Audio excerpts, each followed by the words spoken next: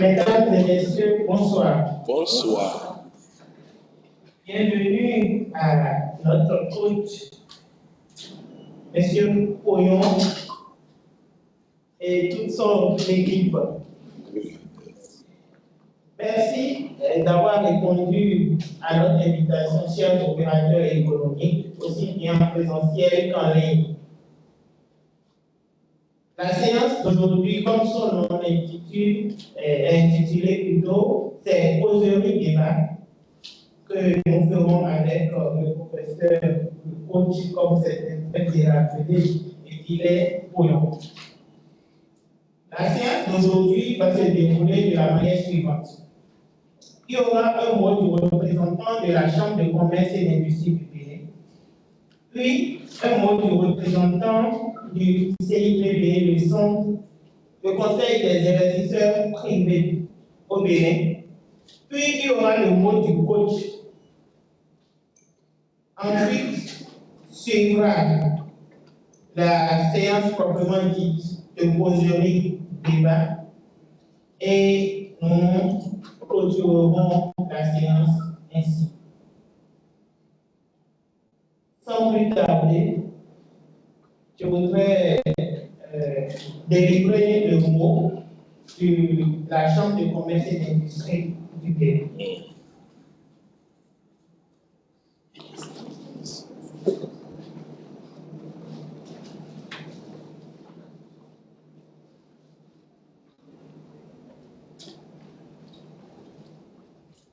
Professeur Patrick Armand Poyon. Monsieur Amosso Yves. Monsieur Kressou Félix. Mesdames et messieurs les chefs d'entreprise, mesdames et messieurs, au nom du président de la Chambre de commerce et d'industrie du Bénin, M. Arnaud Dakako, je voudrais vous souhaiter la bienvenue à cette causerie débat organisée en collaboration avec le Conseil des investisseurs privés au Bénin autour du thème « L'art de gouverner et de diriger avec efficacité et impact ». Permettez-moi d'adresser nos sincères remerciements au professeur Patrick Armand Poyon, ainsi qu'à toute son équipe pour l'initiative et l'organisation effective de cette activité offerte gracieusement aux opérateurs économiques béninois. Dans un contexte économique et professionnel en constante mutation, les questions de leadership, de gouvernance et de management efficace occupent une place centrale dans la performance et la pérennisation de nos entreprises. Cette rencontre constitue donc un cadre privilégié d'échange, de partage d'expériences et de renforcement des capacités de vous, chefs d'entreprise et acteurs économiques. La Chambre de commerce et d'industrie du Bénin se réjouit d'être associée à cette initiative qui contribue à promouvoir un leadership entrepreneurial fort, responsable et impactant. Je formule au nom du président de la Chambre de commerce et d'industrie du Bénin le vœu que ces échanges de ce jour soient enrichissants et porteurs de transformations positives pour chacun de vous. Je vous souhaite une excellente causerie débat.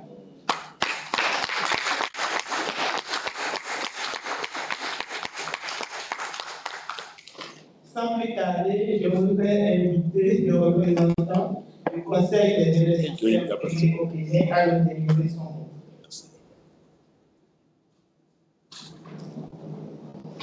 Mesdames, Messieurs, bonjour. Bonjour. Le CIPB, je salue le président Roland Ribou et le directeur exécutif du CIPB, M. Léopold Adiapa, empêché. Donc le CIPB qui m'a demandé de le représenter à cette causerie débat qui s'articule autour de la thématique l'art de gouverner et de diriger avec efficacité et impact. Causerie débat organisée conjointement par la CCIB, le CPB et l'Académie Paris, entendez panafricaine du développement intégral, présidée par le coach Patrick Armand Pognon, dont je salue ici la présence. Merci, professeur, et merci également à l'équipe qui nous accompagne. Si vous le voulez, moi, peut-être je vais me présenter. Il y a suivi certaines causeries, mais certaines présentations dans YouTube du président, du coach, où il parlait de Nobody Somebody. Et devant ce caractère, devant ce président, j'aurais pu dire que je suis Nobody, mais permettez-moi en toute humilité de dire quand même que je suis Somebody.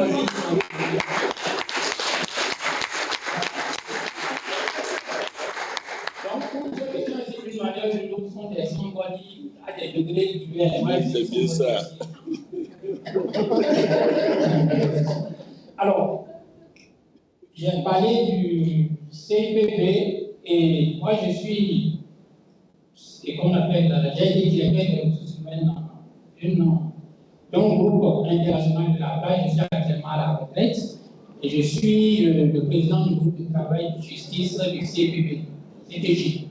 Alors, le groupe de travail justice, pour rappel, c'est l'un des bras opérationnels du Conseil des investisseurs privés au Bénin, dont les objectifs principaux sont les suivants. C'est d'identifier les difficultés en matière de droit du travail et de procédures judiciaires auxquelles sont confrontées les entreprises du secteur, comme du conseil, j'allais dire, et en même temps, par la même occasion identifier des solutions pour améliorer le système judiciaire au Bénin, le climat des affaires au Bénin. Alors, le CPB, périodiquement, identifie des thèmes et sollicite d'éminents experts pour animer ces thèmes-là au profit de ses membres en vue de renforcer les capacités, bien entendu, du capital humain qui constitue le levier de transformation et de développement du secteur privé. Alors, aujourd'hui, nous avons le plaisir d'accueillir et parmi nous le coach Pognon, dont la réputation n'est plus à démontrer. Pour ceux qui le connaissent, pour ceux qui ne le connaissent pas, ceux qui ne le connaissent pas, on le découvrir ici. Ceux qui le connaissent ne peuvent que être confortés dans leur position par rapport à la pertinence de ces débats, la qualité des échanges, lorsque vous avez la chance de le suivre. Donc, je suis convaincu qu'au terme de cette rencontre, chacun de nous pourra repartir, n'est-ce pas, plus que jamais satisfait, parce que ces attentes certainement seront largement satisfaites. Alors, je vous souhaite un bon déroulement de cette rencontre, de cette soirée, d'échange sur le thème que nous venons d'avancer en cours. Merci bien et bonne déroulement.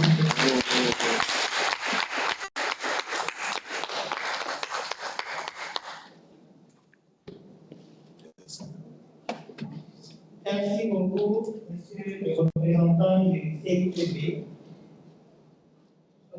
Nous allons donner la parole à Madame Tézi, qui est la responsable de cette causerie débat sur l'art de gouverner au sein du comité d'organisation du professeur Patrick Armand Pognon, avant de laisser la parole au professeur pour la causerie débat. Merci.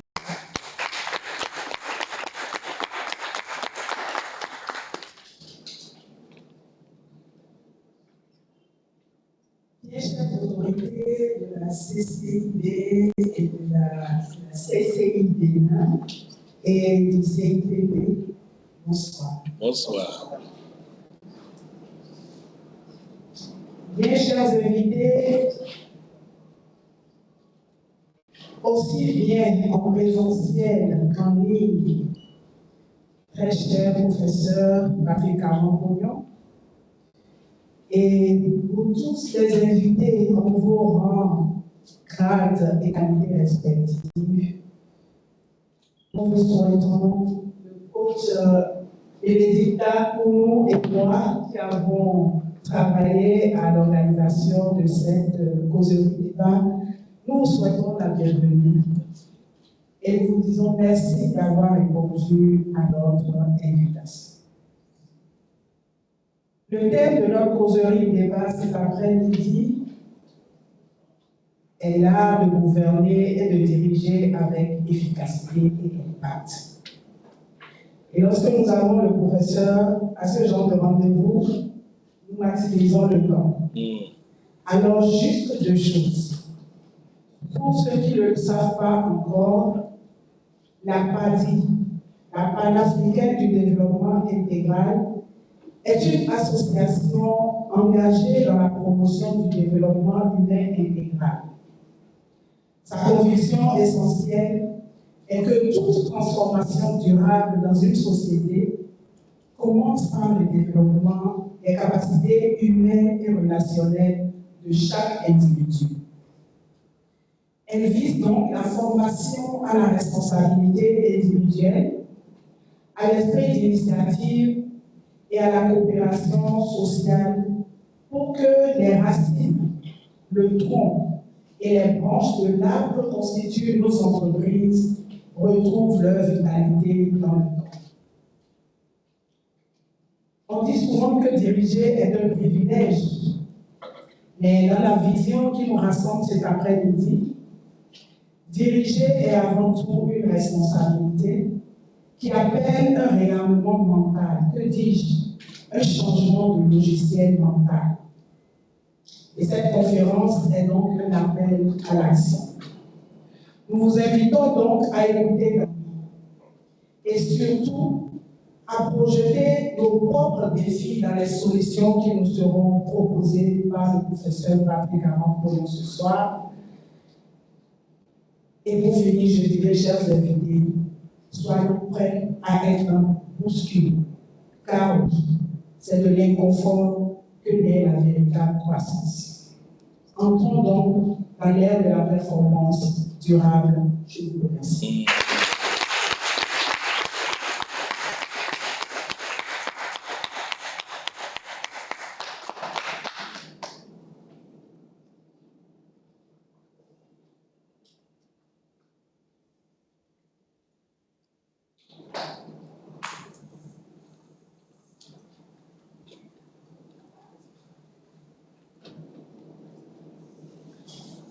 Ainsi, la cérémonie protocolaire étant terminée, nous allons laisser la parole au professeur Poyon pour nous donner, je vais dire, les armes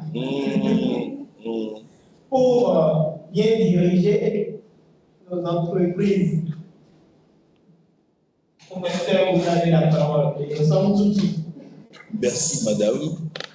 Merci à chacun des dirigeants impliqués dans cette merveilleuse soirée. Je dis merveilleuse et vous saurez tous pourquoi c'est une merveilleuse soirée à l'issue de la causerie débat. Je voudrais faire un coucou particulier à mon ami personnel, le président de la CCIB, avec qui nous avons déjà eu à faire beaucoup de choses dans ce Bénin, dans son entreprise personnelle, mais aussi avec qui nous avons déjà eu à faire beaucoup de choses. Vous savez, le thème qui nous réunit ce soir découle d'une conversation entre un de mes émissaires et le président de l'UEMOA. C'est lors de cette discussion où mon émissaire devait lui remettre la thèse sur la communication gouvernementale, la perception internationale et la stabilité politique, qu'il a fait une confidence. Il a dit, nous avons besoin des recherches pour nous aider parce que grand économiste, un beau matin, il a été nommé conseiller spécial du Premier ministre du Sénégal et il est arrivé là-bas sans rien connaître de la gouvernance ou de la direction. Il est bon économiste et on le bombarde, conseiller spécial du Premier ministre. Il arrive là-bas et il faut maintenant diriger et non plus faire de l'économie seulement. il dit ça a été très difficile. Alors, si le professeur peut réfléchir à donner des armes à ceux qui sont appelés à diriger, à ceux qui sont appelés à gouverner, il fera œuvre utile. Alors oui, lorsqu'on me demande de réfléchir, c'est ça que j'aime faire. J'ai donc réfléchi et j'ai sorti une thèse sur l'art de gouverner ou de diriger avec efficacité et impact. C'est cette thèse que je veux que nous échangeons autour ce soir pour que chacun de nous ici comprenne que nous avons le même parcours sans le savoir que ce merveilleux monsieur le président aujourd'hui de l'UEMOA.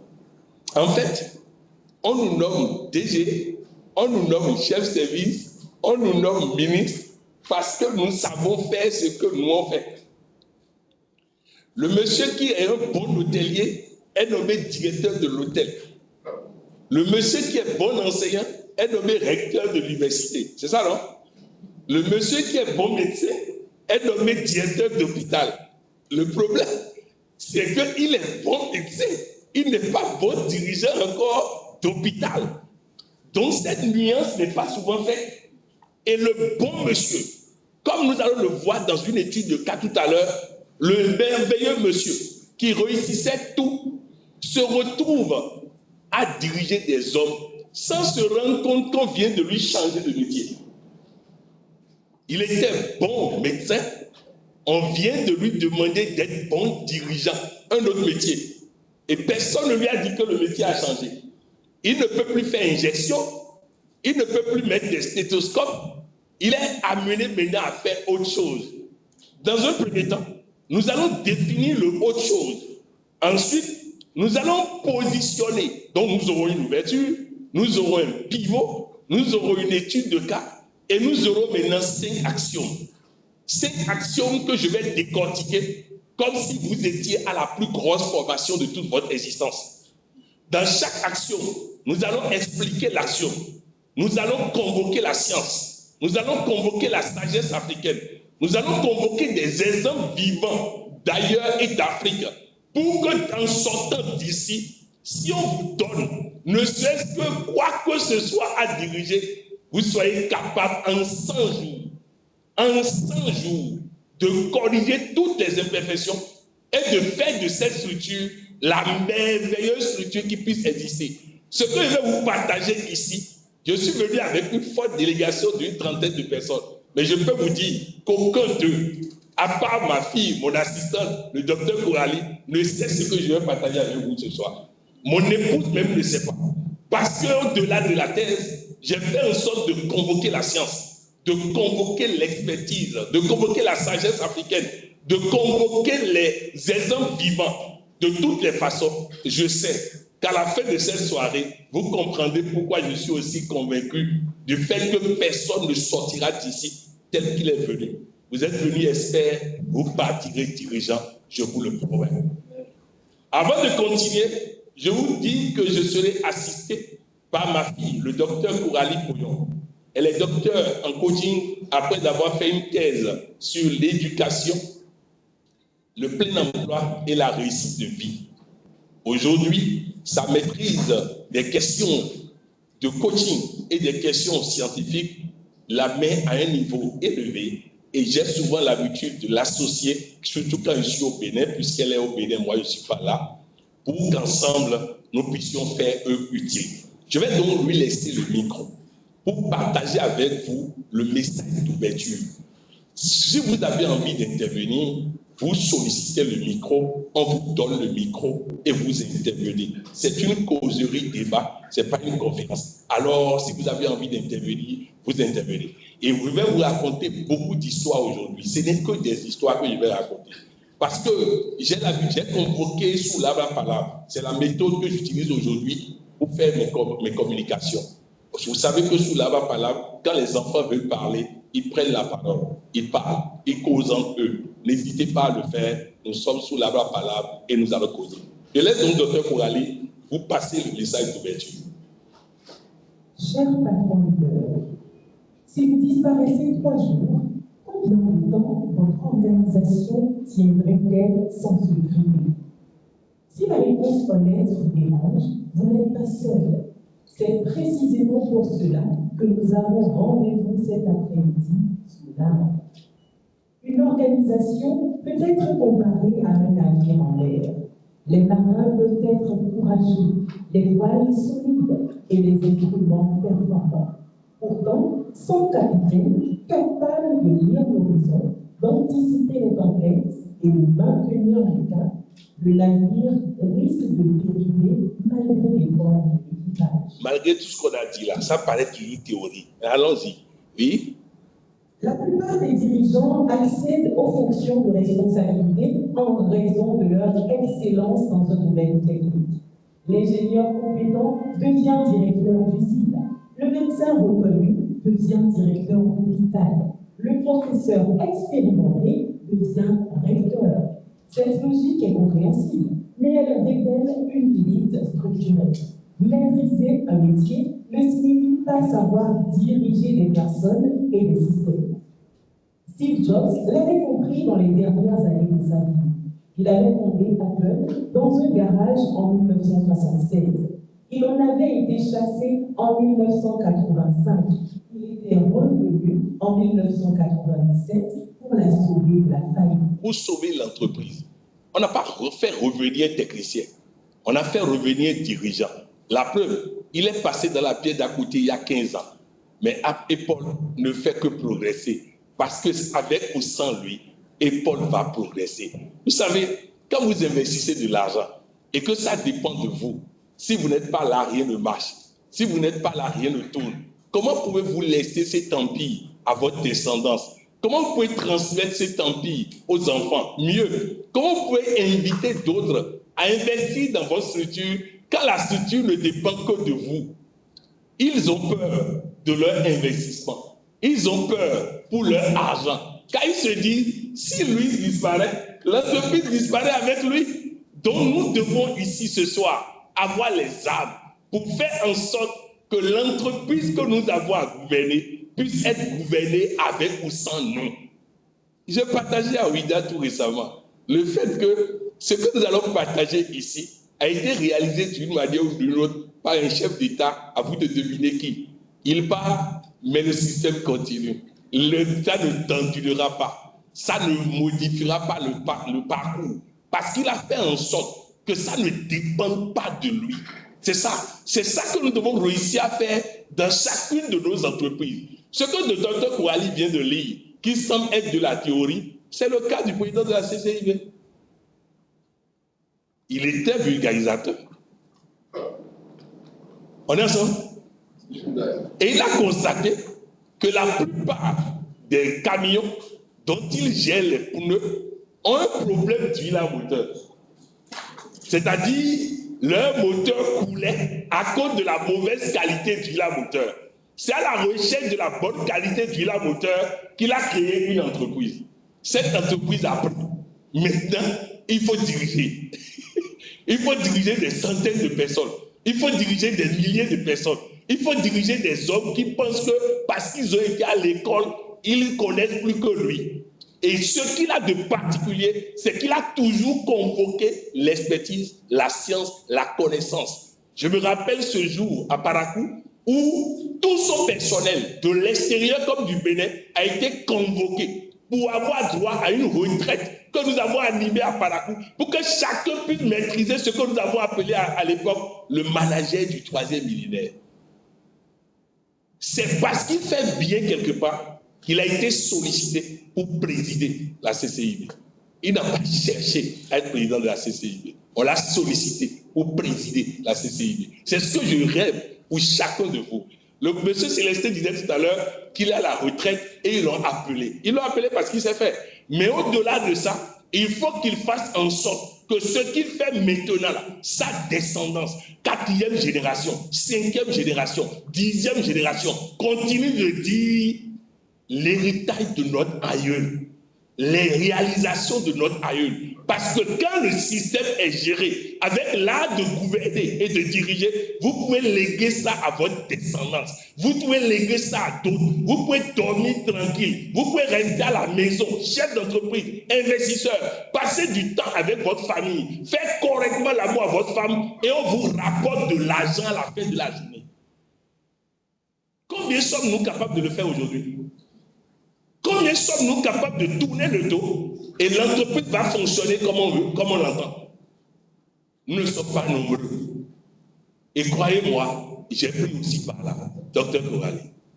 L'œuvre véritable de Steve Jobs n'est pas l'iPhone. L'œuvre véritable de Steve Jobs, c'est qu'il est mort en 2011 et qu'Apple, plus de 15 années après sa disparition, continue à fonctionner sans lui. C'est ça une entreprise.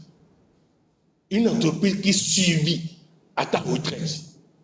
Vous savez, on dit groupe, et on parle des grands groupes européens aujourd'hui, où le grand-père est passé dans la pièce d'à côté, a pris sa retraite. Le successeur a pris, le successeur a pris, le successeur a pris, ainsi de suite, ainsi de suite. Et la famille continue, ça continue, ça continue. Après plusieurs générations, c'est ce que nous allons apprendre ce soir. 2 heures pour que ton héritage soit transmissible. Pour que d'investisseurs ou de chefs d'entreprise, tu deviens bâtisseur d'empire qu'on peut transférer. Docteur Coralie. C'est tout pour mon docteur. Oui, pivot. Le pivot. Construire un système plutôt que porter une activité. Face à cette réalité, deux logiques s'opposent. La première est celle de l'effort. Travailler plus, décider plus, contrôler plus. Mes chers amis, combien sommes-nous ici à ne pas chaque jour se sentir obligé de travailler plus, de décider plus, c'est-à-dire de faire plus d'efforts pour compenser l'insuffisance des collaborateurs. On recrute des collaborateurs, mais on doit encore faire à leur place. Si vous ne vous retrouvez pas encore, nous allons rentrer dans l'étude de cas et vous allez vous retrouver dans l'exemple de Médard, ce merveilleux menuisier que le chef de l'État consulte pour faire ses meubles, que les ministres consultent, que les DG consultent. Mais face à l'évolution de son chiffre d'affaires, Médard a été obligé de recruter des employés. Et c'est la catastrophe. Médard ne dort plus. Médard tourne le dos 5 minutes, c'est mauvaise fabrication. Médard tourne le dos 5 minutes, c'est retard de livraison. Médard tourne le dos 5 minutes, c'est problème entre 2 employés qu'il faut gérer. Médard ne comprend plus rien. Il était le meilleur menuisier. Mais aujourd'hui, il ne fait que insatisfaction, insatisfaction, insatisfaction. Médard a voyagé 3 jours. Il est venu voir des problèmes et des problèmes. Nous allons voir à travers Médard ce que nous vivons tous les jours, ce que nous gérons tous les jours. Et c'est à partir de là que le sage, celui-là qui a hérité de son père, de son arrière-grand-père, l'art de gouverner, un simple maçon, va apprendre des leçons de gestion à Médard. Et à partir de là, Médard va prendre 100 jours pour apprendre à diriger, pour prendre son entreprise en main. Et au bout de 100 jours, Médard peut désormais aller en congé, l'entreprise va fonctionner. Et ce est le cas de chacun de nous, Dr. Coralie. La seconde est celle de la gouvernance. Structurer, organiser, rendre autonome. La thèse sur l'art de gouverner établit un principe fondamental. La performance durable ne dépend pas de la puissance du dirigeant, mais de la qualité du système qu'il construit. Un homme peut créer une activité, seul un système crée une croissance. Pour le patron leader, votre fatigue n'est pas un signe de courage. C'est le signe que vous êtes devenu votre propre plafond.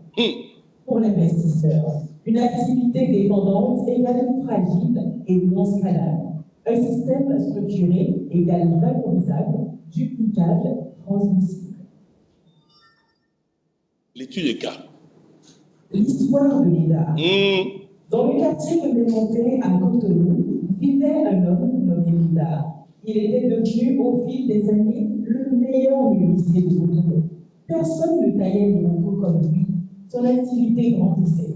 D'un puits ouvrier, un grand atelier, un bureau, un bureau. Tout Cotonou parlait de Médard. Mais depuis quelques mois, Médard ne dormait plus. Plus il travaillait, plus l'organisation se désorganisait. 30 ans de métier, le meilleur menuisier de la ville, et chaque matin, le ventre nourri. Une commande livrée en retard, une dispute entre deux contre-maîtres, un client important qui venait râler, un fournisseur qu'on n'avait pas payé parce que personne d'autre que lui ne pouvait signer les chèques. Et chaque jour, Médard rentrait dans la mairie. Il reprenait la commande, il tranchait la dispute, il s'excusait auprès du client, il signait les chèques. Il était passif. Ça parle à chacun de nous. Vous voyez notre quotidien en tant que chef d'entreprise. Au lieu de gérer les choses essentielles, on en est amené à gérer les conflits de personnel. Au lieu de gérer les choses essentielles, on est en train de gérer les mauvaises fabrications. Monsieur Célestin disait tout à l'heure qu'il m'a suivi sur YouTube. Vous imaginez que c'est quelqu'un à l'extérieur qui nous informe que la qualité de l'image mise en ligne n'est pas bonne. Et je dois m'excuser. C'est pour vous dire que le problème que je soulève là, nous avons tous ces problèmes. Et nous allons ensemble prendre le chemin de la résolution de ces problèmes-là. Vous imaginez? Pour ce Patrick Abapoyo, fait une conférence, la qualité de l'image en ligne n'est pas bonne et on ne le prévient pas. Ça veut dire que quelqu'un n'a pas fait son job. Et en système, mauvais système, j'allais me mettre moi-même à faire retransmission. C'est ça? Tu vas apprendre à faire retransmission pour faire toi-même. Or, tu paies des gens pour ça. Tu vas apprendre à faire ceci pour faire toi-même. Or, tu paies des gens pour ça. Tu vas apprendre. Et c'est ça là qui n'est pas bon. Et nous allons voir aujourd'hui comment corriger ça. Parce que d'autres avant moi ont fait des recherches là-dessus et ont trouvé des choses simples, des choses banales, des choses documentées. D'autres ont pratiqué ça dans leur vie. Et nous allons convoquer tout ça pour que chacun de nous voit clairement comment faire en sorte pour que mon entreprise me permette de dormir en paix tout en gagnant tous les jours de l'argent. Cette nuit-là, après une journée pire que les autres, Médard fit ce qu'il n'avait jamais fait. Il calcula combien de temps son atelier tiendrait s'il devait s'absenter 3 jours. Il connaissait la réponse. Il l'avait déjà vécu 6 mois plus tôt. Un voyage à Abidjan. 3 jours seulement et 3 commandes en retard. 2 ouvriers qui ne se parlaient plus. Un client perdu. 3 jours et l'atelier s'était équipé. Un matin, n'en pouvant plus, Médard sortit marcher avant le lever du jour. Ses pas le menèrent vers Kadiakou, devant une vieille maison que tout Cotonou connaissait sans la connaître. Cette maison-là tenait debout depuis plus de 100 ans. Toutes celles construites après elle dans le quartier étaient déjà tombées.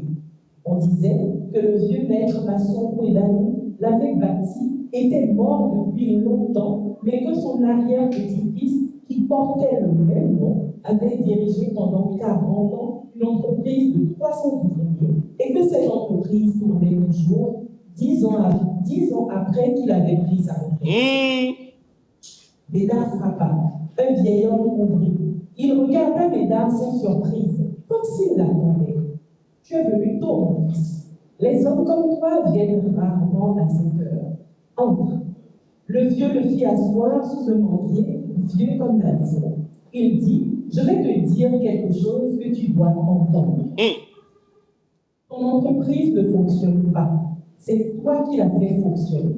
Et tant que tout passe par toi, rien ne peut grandir au-delà de toi. Médard sentit ses mains trembler.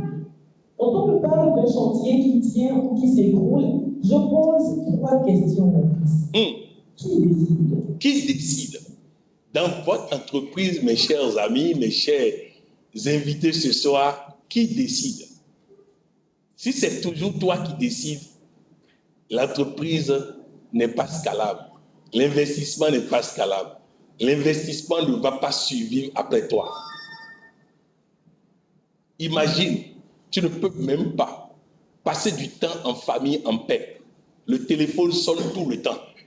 Quelqu'un veut faire un bic, on t'appelle pour demander. Quelqu'un veut faire quoi que ce soit, on t'appelle pour demander. Je parle à des gens ce soir. Ah, hey. Tu ne vis pas. Et quand madame veut parler, on dit tais-toi. Tu ne sais pas que c'est comme ça les affaires qu'elle a fait. De qui? Elle est là depuis le mariage. Parfois même le jour du mariage. Le gars appelle à la maison, on l'appelle parce qu'il y a des difficultés à l'usine. Et il doit courir là-bas. Tu détruis ta famille, tu détruis ta santé. Et tu appelles ça entreprise. Et le jour où tu ne peux plus physiquement, l'entreprise s'écroule parce que l'entreprise n'a pas appris à vivre sans toi. Donc, à partir du moment où la réponse à cette question de savoir qui décide a comme réponse c'est moi, nous sommes ensemble pour gagner ce soir et pour que ce soit plus ça. Désormais, ta femme va sourire. Désormais, ton mari ne va plus te plaindre du fait que tu ne viens pas à la maison à l'heure. Tes enfants vont te voir. Que tu sois ministre, que tu sois chef d'entreprise, que tu diriges une entreprise de 3 000 employés, de 10 000 employés ou de 50 000 employés, tu auras du temps pour toi-même, du temps pour ta famille, du temps pour ta santé, du temps pour te renouveler, pour te recharger. C'est à ça que nous sommes convoqués ce soir. Oui? Deuxième question, qui fait quoi et comment le savent-ils? Qui fait quoi dans l'entreprise et comment sait-il qui doit le faire? Si là encore, c'est toi qui dois lui dire ce qu'il faut faire, il y a problème. Troisième question. Que se passe-t-il quand le patron part 3 jours? Que se passe-t-il? En fait, je ne vais pas insister là-dessus parce que certains risquent d'attraper migraine à force de penser à ce qui se passe quand ils ne sont pas là. Certains risquent d'attraper migraine en même temps. Mes chers amis, voilà. Et c'est un maçon qui est en train de donner des leçons à des experts. C'est un maçon qui nous apprend que lui, il a appris de son père. Et ce que je vais vous apprendre ce soir, je vous prie, les soirs à la maison, causez de ça avec vos enfants. Parce que c'est là-bas, c'est à la maison qu'on forme la descendance, qu'on forme la succession. Regardez comment madame, votre femme, souffre à la maison. Ce que nous disons est valable même à la maison. Le jeudi matin, à 9h temps universel, je ferai un live sur les réseaux sociaux pour que les femmes dirigent désormais sans s'épuiser. On a donné tellement de mensonges aux femmes. Tu dois faire 2 fois plus d'efforts pour réussir dans la vie, c'est faux. Tu dois avoir plus de diplômes que les hommes, c'est faux. Nous allons déconstruire ça par des études et démontrer que tu peux vivre ta vie normalement et réussir à être une dirigeante exceptionnelle. Et nous allons convoquer des femmes qui, avant nous, ont réussi à faire des choses extraordinaires comme dirigeants sans faire aucun effort extraordinaire. Le leadership féminin n'est pas un leadership de faible. Non, c'est un leadership dont toute société a besoin. Vous pouvez prendre le leadership humain, vous pouvez avoir tous les hommes compétents. Si vous n'avez pas de femmes dans le lot, il y a quelque chose qui manque. C'est comme le sel qui manque à une sauce. Si ce n'est pas dedans, ce n'est pas succulent. C'est important. Tout à l'heure, mes collaborateurs devaient choisir la tenue que je vais porter. Ils ont fait un mauvais choix. J'ai appelé Guy, mon épouse, pour venir corriger ce choix-là. Parce que le leadership féminin, dans un pays, dans une entreprise, on en a besoin. Oui, je ne suis pas venu au Bénin pour dire ce que les gens savent. Non. Je suis venu pour déménager le mental des uns et des autres, afin que tout le monde vive en paix, en sérénité. Nous étions à l'ENEAM. À l'ENEAM, qu'est-ce que nous avons fait? Nous avons amené ces jeunes à faire en sorte qu'on vienne les chercher. Qu'on vienne les chercher. Ce n'est plus à eux de postuler à un poste. On doit venir à l'ENEAM. Le président de la Chambre de commerce doit venir au cours à l'ENEAM pour détecter les talents dont il a besoin. Les hommes d'affaires, les investisseurs doivent venir à l'ENEAM. Pour ça, on leur a appris ce qu'il faut faire. Et quiconque parmi eux applique ça, il n'y a rien à faire. Il sera recherché. Ils sont étudiants en informatique de gestion. Ils ne savent même pas si l'ENEAM a un site internet. Étudiants en informatique. Et vous croyez qu'un entrepreneur va recruter ça? Mark Zuckerberg, allez voir son histoire. Il a craqué le site de son université pour prendre des données pour créer Facebook. On l'a convoqué en conseil de discipline. On a dit on va le poursuivre. Il dit si vous faites ça, vous ne gagnerez rien. Il vaut mieux me payer. Non, il vaut mieux me donner comme punition de faire en sorte que plus personne ne craque votre site internet. Il dit on rentre sur votre site internet comme dans un marché.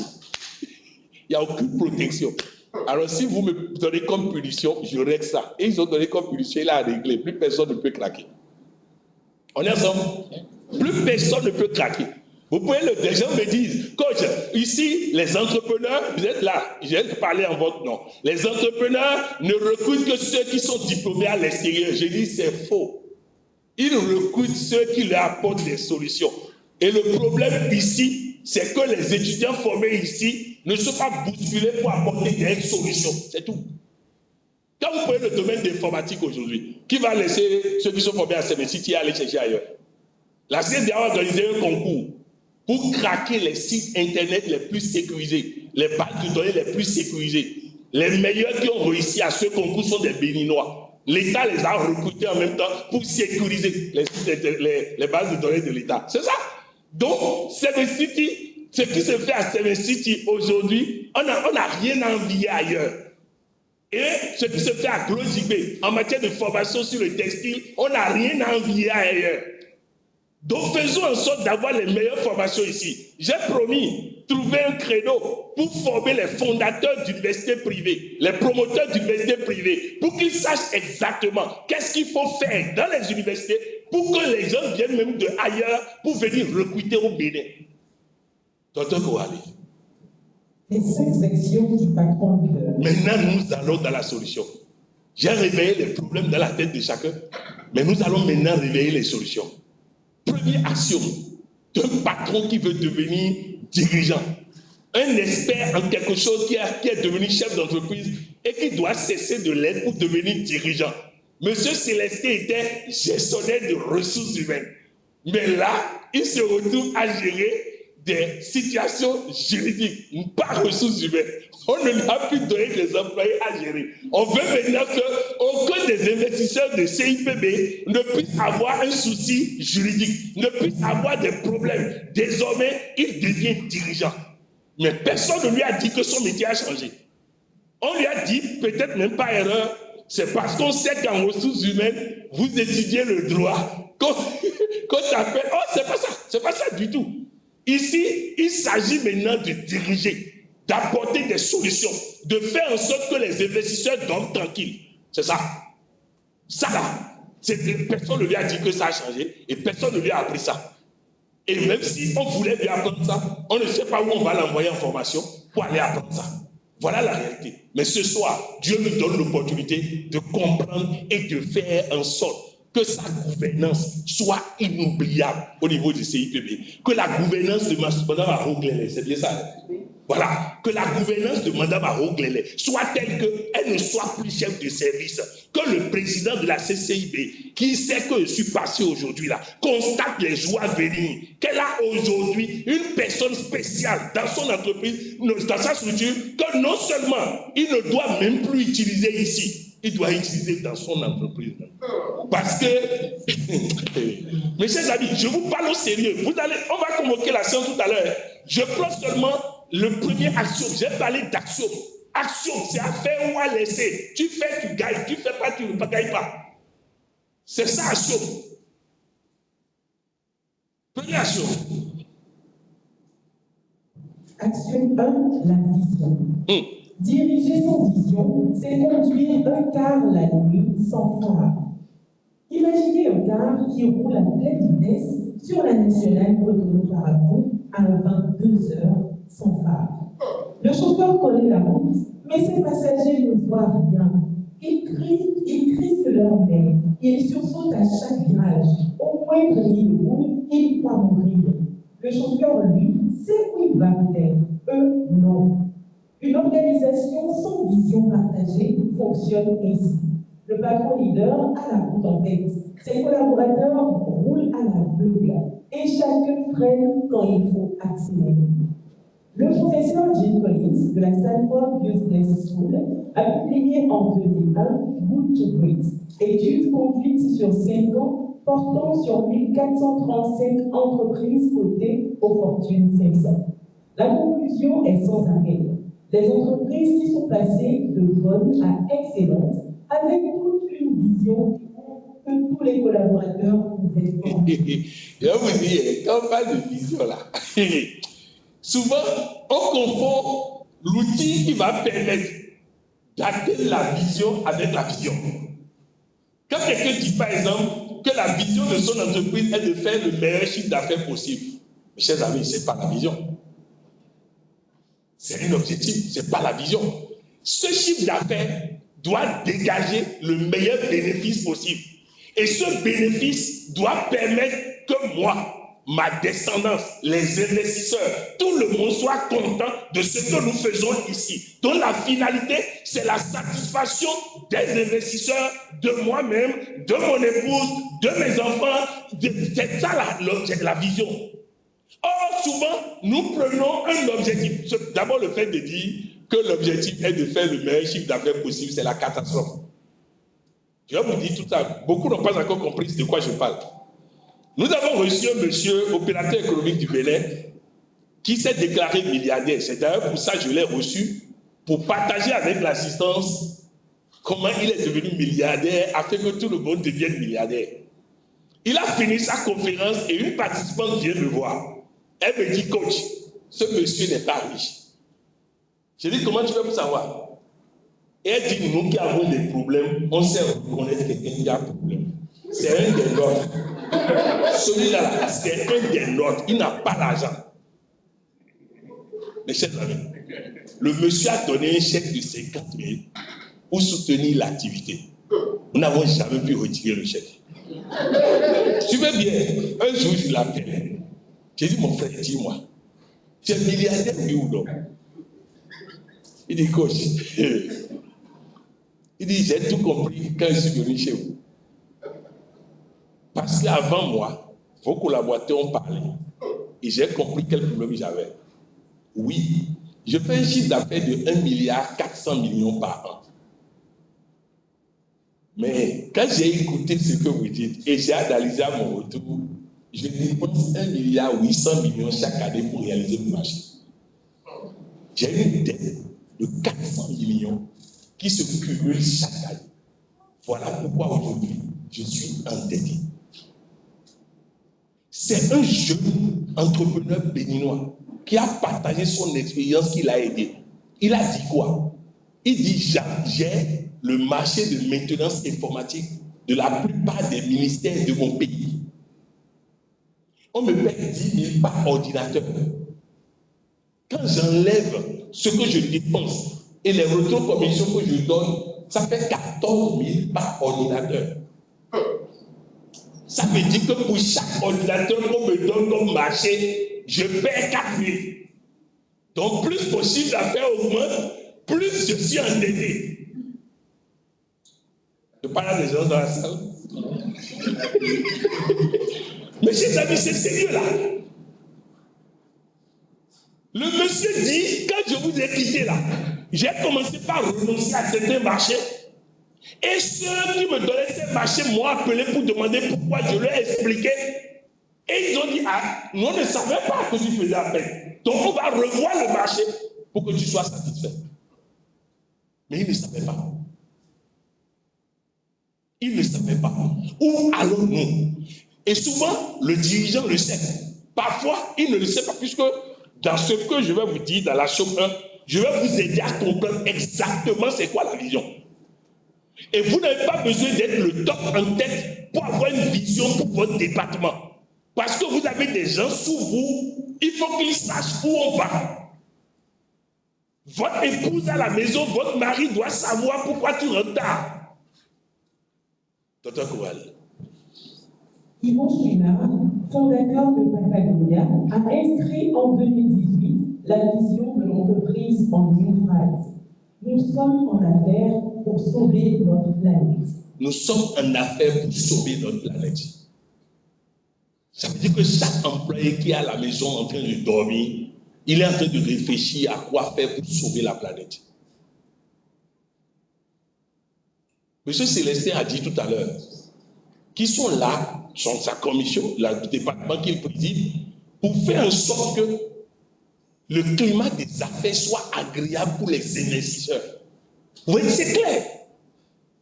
Mais il faut que, en dehors de lui, tous ses collaborateurs sachent que c'est pour ça qu'ils sont là. Afin que dès qu'ils entendent à la télé, un investisseur dit le climat des affaires au Bénin me pose problème, ils se sentent concernés. Qu'ils en discutent avec dans leur foyer. Parfois, les enfants à la maison peuvent donner des idées à papa, peuvent donner des idées à maman.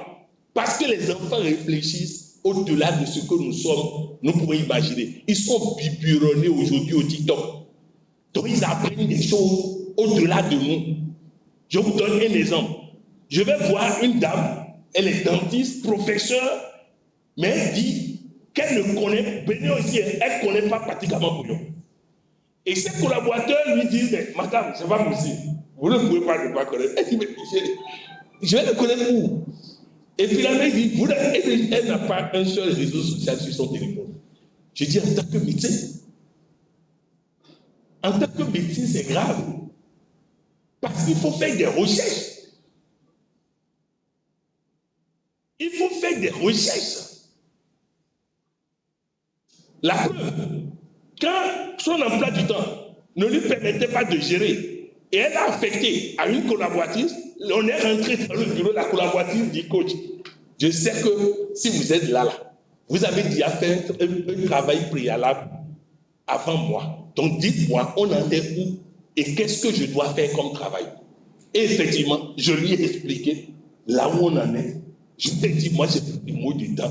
Je suis venu au Bénin, je vais faire un contrôle au niveau du médecin et aménager les choses. Ah d'accord.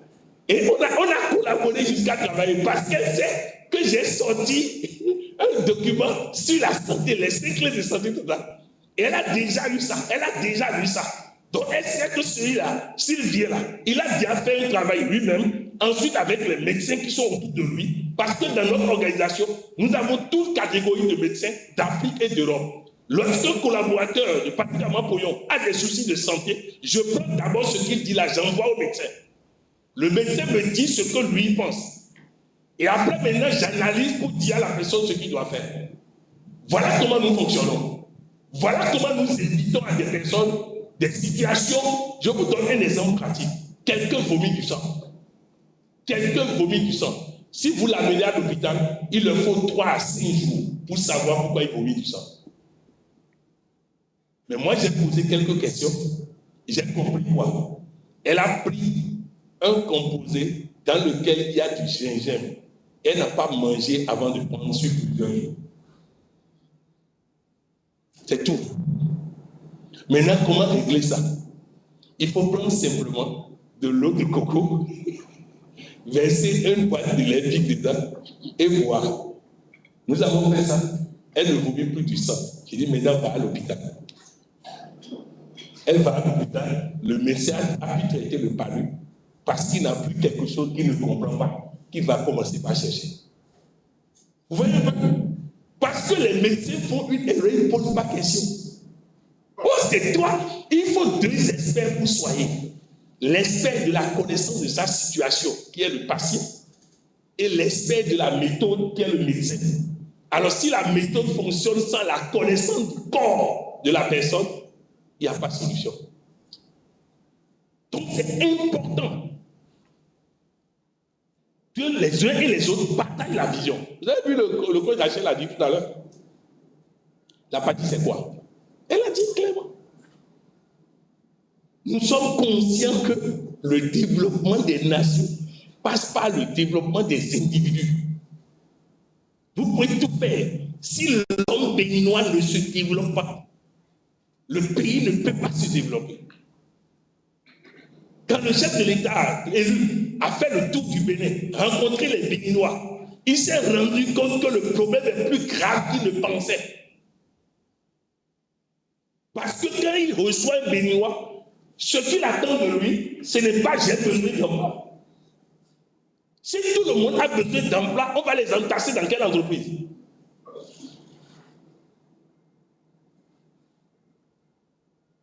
Oui. Tony Elumelu, le banquier nigérian, fondateur d'Earth Holding, a plongé en 2010 le concept d'agri-capitalisme, la conviction que le secteur privé africain doit créer de la valeur économique et sociale à long terme par et pour les Africains. Cette vision tient en 2 mots. Elle a transformé une banque locale en groupe panafricain présent dans 20 pays. Une vision n'est pas un slogan, c'est le filtre par lequel passent toutes les décisions. Toutes les décisions. toutes les décisions. Un employé vient te voir, il dit patron, je souhaite qu'on fasse telle chose. Par rapport à la vision, analyse toi-même et dis-moi si ça tient la route. Il se met à rire. Patron, on ne peut pas faire ça. Mes chers amis, deux personnes. Il y a un monsieur, il est DGA d'une entreprise. Le PDG, non, il est employé, oui, il est DGA d'une entreprise. Le PDG est son ami personnel. Ils ont grandi ensemble. Tous les week-ends, ils sont en week-end ensemble. Mais entre les deux, il y a un DG. Donc le DG a la retraite. Le DG a été convaincu que son ami va lui donner le poste de DG. Ils sont allés en week-end, ils sont venus. Lundi matin, il nomme quelqu'un d'autre DG. Alors il va voir son ami. Il dit, mon frère, franchement, tout le personnel se demande pourquoi ce n'est pas moi, je suis nommé DG. Moi-même, je me pose la question. Alors aide-moi à comprendre. Et le PDG lui dit, tu veux savoir pourquoi? Je vais te commander quelque chose. Tu me fais ça et je te dis pourquoi tu n'es pas DG. Il dit, en bas, il y a une dame qui vend des bananes. Va me demander le prix de 2 bananes. Il part, il revient. Il dit 2 bananes font 25 francs. Le PDG dit ok, maintenant assois-toi et tu sauras pourquoi tu n'es pas DG. Il appelle le nouveau DG. Il dit il y a une dame qui vend 2 bananes et qui vend des bananes en bas. Va me chercher le prix de 2 bananes. Le DG pose 3 fois la question. Le prix de 2 bananes, il dit oui. Le prix de 2 bananes, il dit oui. Le prix de 2 bananes, et il part. Il fait 45 minutes. Il revient. Il dit PDG, la dame vend 2 bananes à 25 francs.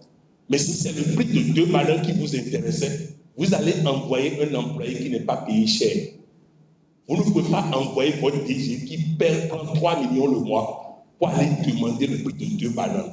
J'ai compris donc que vous étiez intéressé par une étude de marché. J'ai observé la dame pendant 30 minutes. En 30 minutes, elle a eu 20 clients. Sur les 20 clients, 10 ont acheté.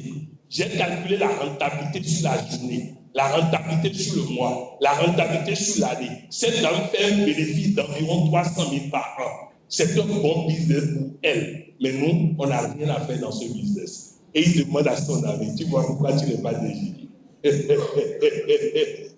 Vous avez compris maintenant?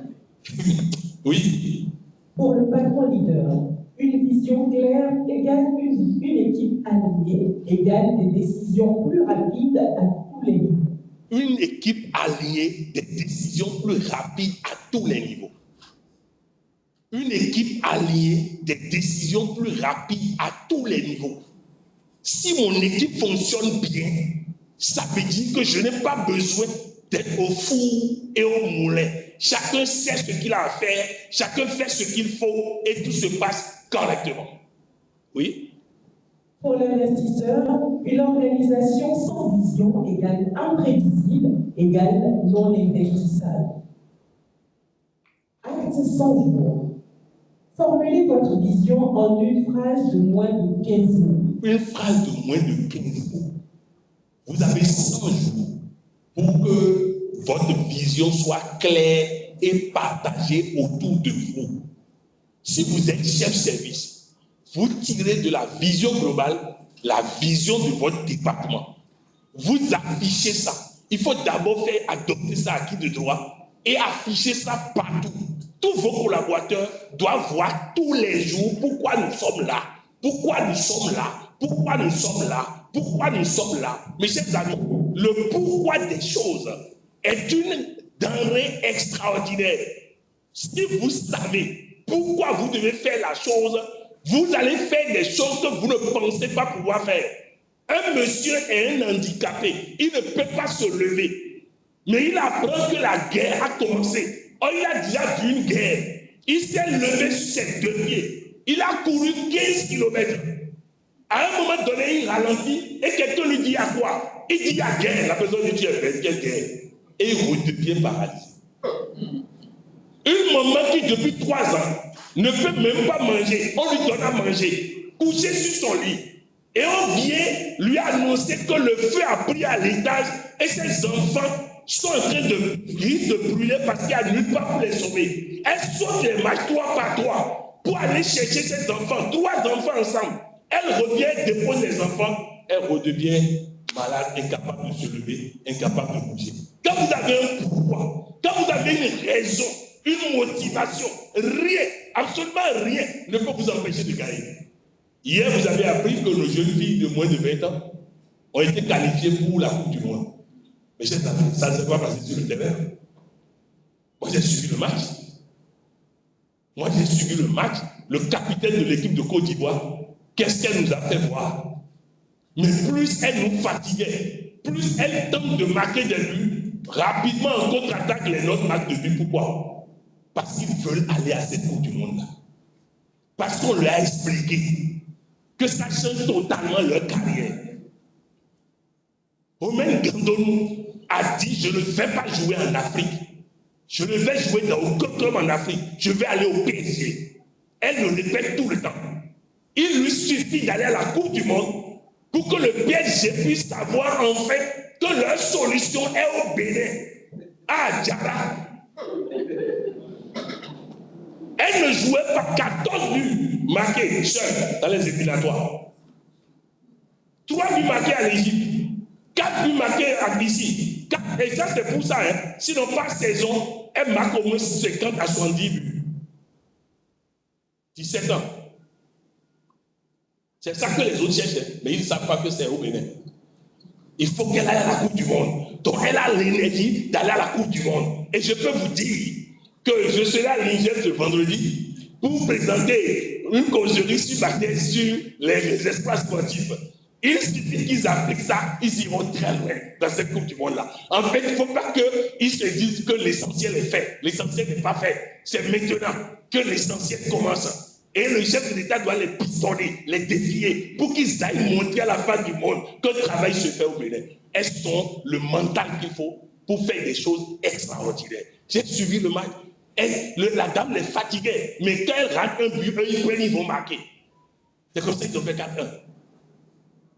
C'est comme ça qu'ils ont fait 4-1. Si avant de monter sur le terrain, tu n'as pas une raison de gagner, tu ne gagnes pas. Et dans la tête, nous avons documenté comment Nelson Mandela a pris une équipe que tout le monde disait ne peut pas dépasser quart de finale et a gagné la Coupe du Monde de rugby avec. Oui, la vision. Pourquoi? Pourquoi tu souffres? Pourquoi tu as créé une entreprise? Pourquoi tu es à la tête de ce département? Pourquoi? Pourquoi tu es ici ce soir? Oui, voilà déjà un pourquoi. Moi, je sais pourquoi je suis ici chez toi. C'est pourquoi quand mes collaborateurs ont choisi la tenue qu'ils ont choisie, ils disent, moi, je ne porte pas ça. Parce que le pourquoi de ma présence ici ne porte pas cet habit-là. Pourquoi? Oui, 100 jours. 100 jours. À partir de ce soir, commence par écrire. Ça ne doit pas dépasser 15 mots. Ça ne doit pas dépasser 15 mots. Et si tu dois faire adopter ça à des instances supérieures, commence le processus. D'ici 100 jours, ta vision doit être écrite clairement dans ton bureau, sur ton bureau, à l'entrée de ton bureau, dans les couloirs qui mènent vers ton bureau, dans les bureaux de tes collaborateurs. Ils doivent savoir pourquoi ils sont là. Quand ils dorment, ils doivent. Vous voyez, il y a une dame ici au Bénin, elle était secrétaire de Bivac International. Et son boulot consistait à décrocher le téléphone. Donc, elle décroche Bivac International, bonjour. Bivac International, bonjour. Un jour, elle était en train de dormir dans son cerveil. Bivac International, bonjour. Donc, ça doit être le cas pour les employés de ton département. Ils doivent rêver, dire la vision là. Ils doivent dire ça dans leur sommeil. Action 2, l'architecture humaine. Les talents ne créent pas la valeur, leur engagement la crée. Écoutez un orchestre symphonique. Le violon seul est ordinaire. La trompette seule est ordinaire. Aucun instrument n'est extraordinaire en lui-même. Ce qui fait la symphonie, c'est l'agencement. Chaque instrument a sa place, jouant sa partition au moment précis. Faites jouer les mêmes musiciens, sans chef, sans partition, sans timing, et vous obtiendrez du bruit, pas de la musique. Vos collaborateurs sont les instruments de votre orchestre. La performance ne naît pas de leur talent individuel, elle naît de leur agencement. Patrick Lencioni, dans The 5 Dysfunctions of a Team, publié en 2002, est basé sur l'observation de plus de 200 équipes de direction sur 10 ans, a démontré qu'une équipe dysfonctionnelle perd en moyenne 40% de son potentiel productif. La cause numéro 1, n'est jamais le manque de compétences individuelles. C'est l'absence d'architecture relationnelle claire entre les personnes. Mes chers amis, prenons l'exemple de Paris Saint-Germain. Ils prenaient les meilleurs joueurs du monde, mais ils perdaient toujours. Ils ont fini par comprendre qu'il vaut mieux des joueurs moyens, mais qui sont en un système cohérent, en train de travailler l'un pour l'autre pour gagner. Résultat, ils ont gagné. Et ils sont sur le point de gagner encore. Maintenant, Mbappé a rejoint l'équipe qui n'a pas compris. Qui avait compris, mais qui n'a plus compris. Donc, les talents sont là. Et ils sont devenus des bosseurs, en train de se bosser. Donc, chaque fois maintenant, ils se bagarrent. Hein? Ils sont dans la bagarre là-bas. Valverde, Tchouaméni se sont bagarrés au point où la mâchoire fracassée. C'est-à-dire, fait football, ils sont là pour football, hein, mais ils sont devenus des. Comment il s'appelle le grand bosseur là? Mike Tyson, voilà. Et ils ont joué hier. Ils ne peuvent pas gagner dans ces conditions. Ce n'est pas possible. Et ce n'est pas tout. Mbappé et Thibaut Courtois, ils ont failli se bagarrer sur le terrain. Et c'est ça. Toutes les équipes qui n'ont pas compris ça, c'est comment on joue ensemble. La cohésion. C'est ça qui fait football. C'est ça qui fait entreprise. C'est ça qui fait partout. La cohésion. La manière dont on joue ensemble. La manière dont on joue ensemble. La manière dont dans une entreprise, on dit souvent, l'autre est jaloux de l'autre. Mes chers amis, si ça marche, c'est marche pour tout le monde. Si ça marche pour tout le monde. Talon a gouverné pendant 10 ans, ça a marché. Est-ce que les autres ne sont pas en train de bénéficier? Est-ce que Djobon n'a pas été à l'Assemblée nationale maintenant? Il n'a pas eu grand quoi? Est-ce qu'il avait grand quoi? Non. Parce que nous avons réussi ensemble, chacun a pour lui. Et le président a fait, chacun a pour lui. Donc personne ne va se plaindre. Vrai ou faux? Quand on a une tentative de coup d'État ici, et ils se sont mis ensemble, vous avez vu, ils ont réussi. Et on a décollé les uns les autres, non? Ils ont eu des grades qu'ils n'ont jamais pensé qu'ils vont avoir. C'est ça. Ensemble. Et ça, c'est aux dirigeants d'amener chaque acteur de son système, comme Louis Henrique l'a fait, à amener chacun à se comprendre que s'ils ne jouent pas les uns pour les autres, nous allons tous perdre ensemble. Quand on était en train de donner des prix, Ballon d'Or à ceci, il dit, j'aime pas ces prix-là. Il dit, ces prix individuels, j'aime pas. Mais ça casse l'équipe.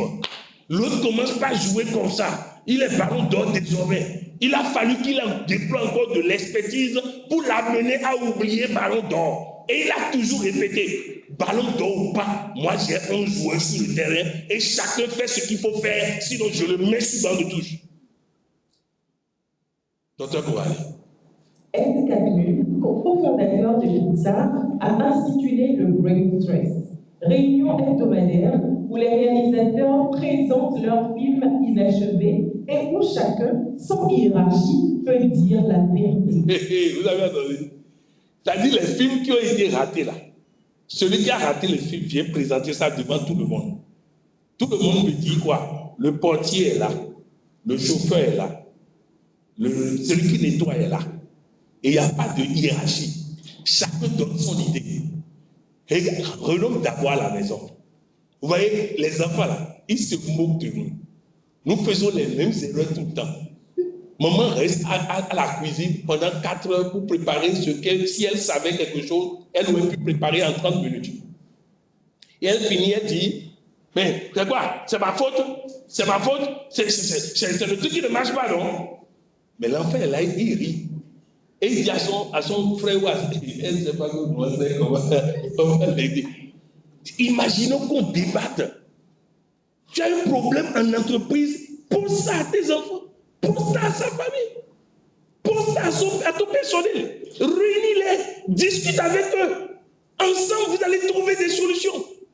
C'est comme ça qu'on construit un système.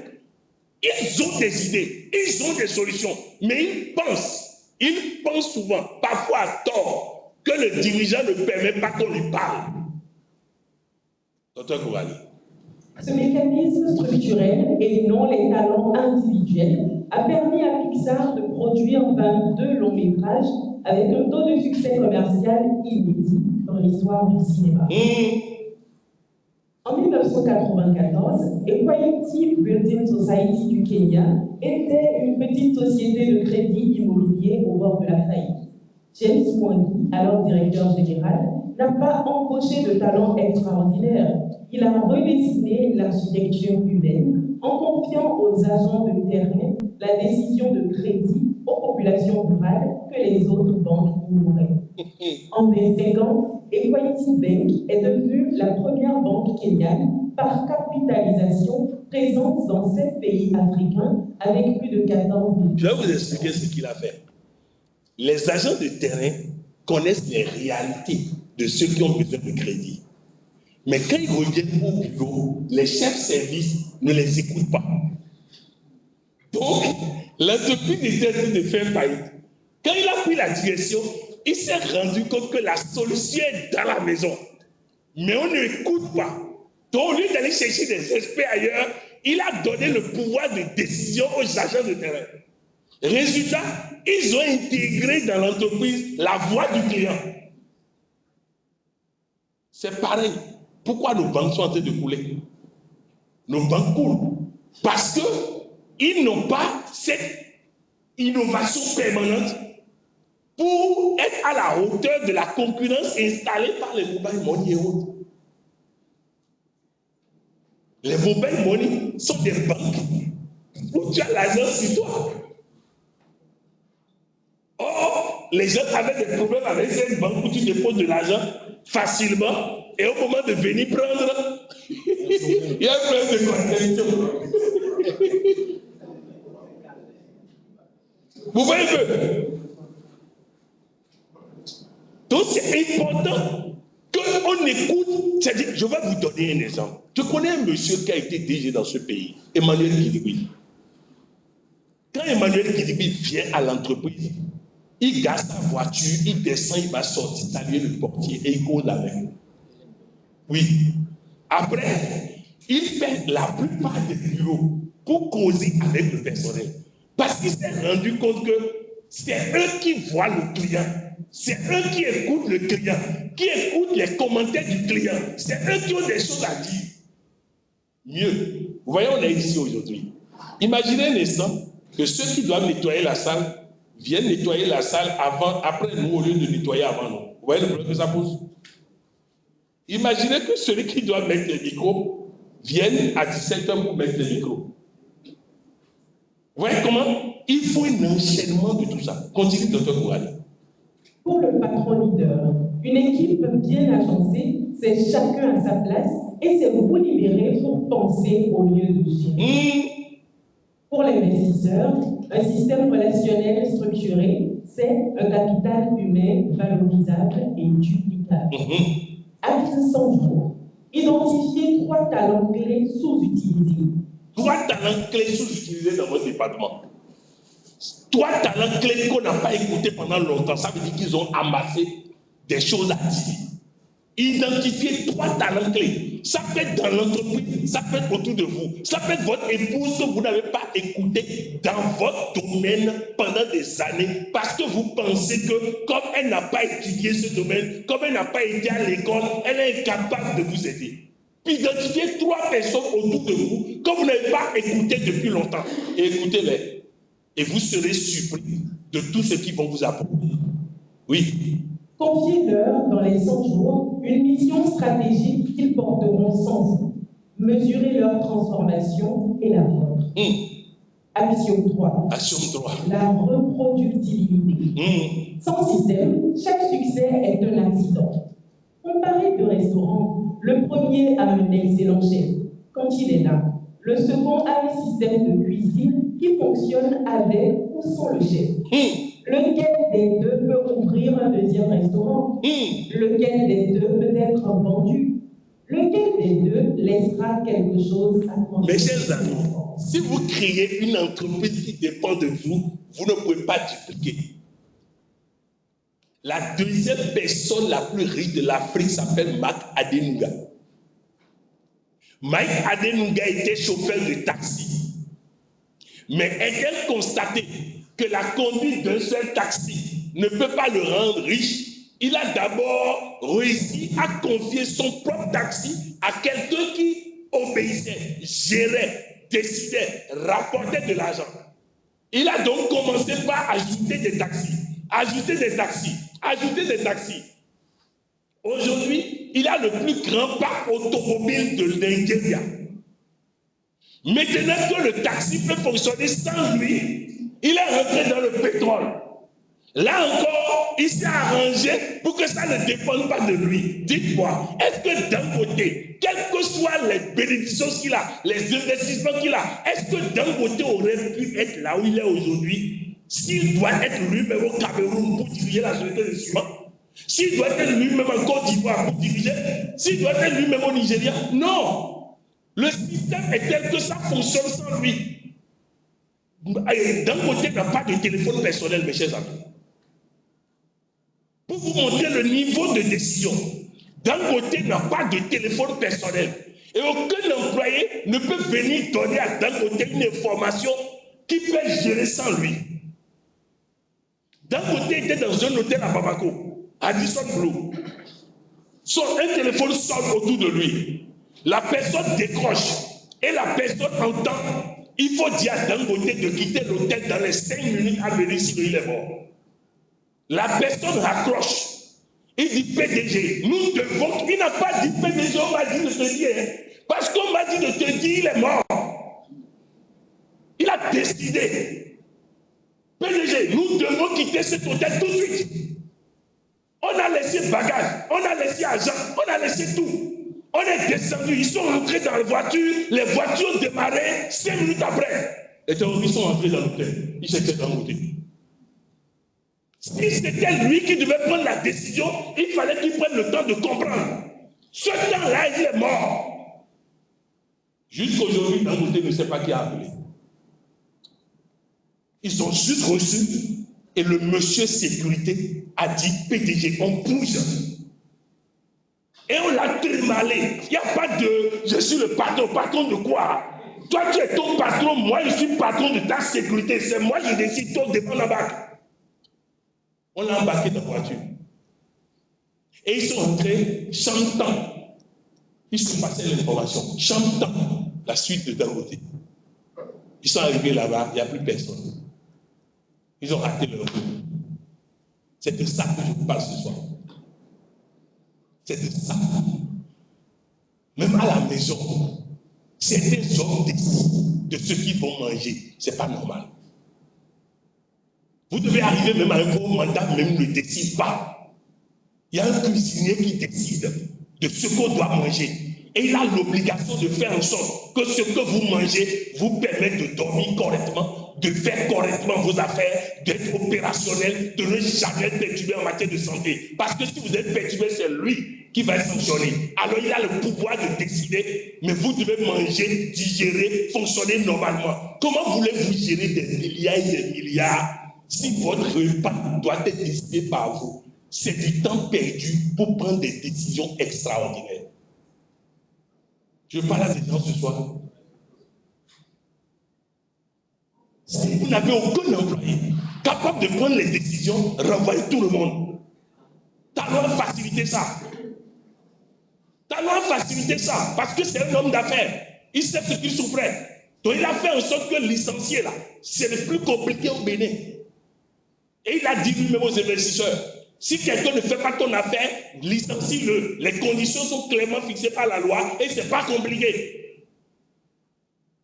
Il n'a qu'à aller réfléchir à la maison. Et s'il veut travailler, qu'il comprenne que celui qui lui paye un salaire, il doit rapporter à la personne plus que ce que la personne lui paie. Débrouille-toi. J'étais dans une société, ici au Bénin. Le PDG m'appelle dans son bureau. Devant lui, il y avait une dame. La dame est venue proposer un service. Il faut payer 1 800 000 à la dame. Et il me dit, va payer. J'ai voulu parler, va payer. C'est toi le patron ou c'est moi le patron? Va payer. Je me lève, je vais avec la dame dans mon bureau. À peine je rentre dans mon bureau, mon téléphone sonne. Je décroche, si tu payes, je vais te prendre dans ton salaire.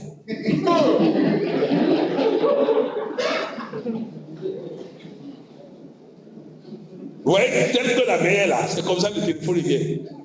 Lui, il a fini, il a accroché. Hein. Et je gardais le téléphone comme ça. Ça fait 24 ans. Il vient de me dire, si tu dis à la dame que c'est moi, tu vas voir ce que je vais te faire. Mais débrouille-toi, tu ne paies pas. Et c'est David, c'est ça, une entreprise. C'est toi l'image de l'entreprise. Donc les usagers doivent penser que toi, tu as le bon rôle. Toi, tu les aimes. Toi, tu es d'accord. C'est à l'employé de se débrouiller là-bas pour ne pas faire. Alors j'ai allumé mon ordinateur. J'ai regardé dedans. La dame était déjà contente de sourire là-bas parce qu'on a déjà ordonné quelques chèques. Elle dit, oh madame, ça là, c'est pas possible. Elle dit quoi? Et mon plan de trésorerie là, si je fais ça, je suis mort. Elle dit comment? Votre patron dit oui, c'est son travail de décider. C'est mon travail de régler ici. Et je ne veux pas régler. La dame m'a insulté. Elle m'a traité de tous les noms. Et c'est d'ailleurs le européenne. Vous les Africains là, vous êtes racistes. Je lui ai dit, madame, c'est pas. Elle a parlé, elle est partie. Elle part. Le DG l'a vu sur son écran qu'elle est partie. Il m'appelle. Comment tu as fait? Mais c'est ça. C'est ma décision. Débrouille-toi. Lui, il va dire qu'il faut payer. Mais toi, tu ne paies pas. Débrouille-toi là-bas.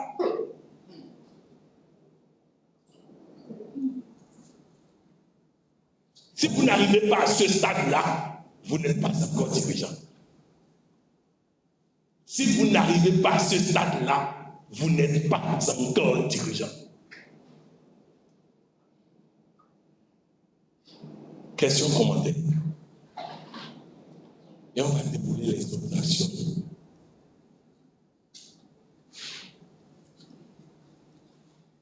Il y en a. Si quelqu'un n'est pas encore prêt, on continue d'abord. En attendant que la petite vienne. Continue. Action 4. Non, termine l'action 3. Cette question vaut pour chaque entreprise présente dans cette salle.